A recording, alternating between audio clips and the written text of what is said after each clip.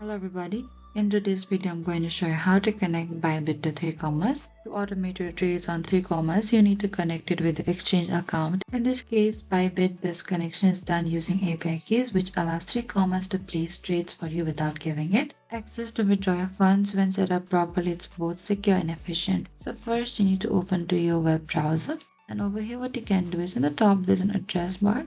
Type down 3commas.io and enter it. Over here, make sure to log into your account if you already have not so. Over here, what you can do is over here you can connect an exchange to start trading. You can find this Binance Bybit and select this Bybit here. Over here, in order to connect, you need to click connect button on the bottom and log into your account on the website Bybit and confirm a connection to the 3Commas here. And select to this connect on the bottom there, and if successful, your Bybit account will appear in this 3Commas as well, and you can now start bots or manual trading. Thank you for watching this video. I hope I could help you on how to connect Bybit to 3Commas. If you have any queries or confusion, please comment down and we will reach out to you very soon.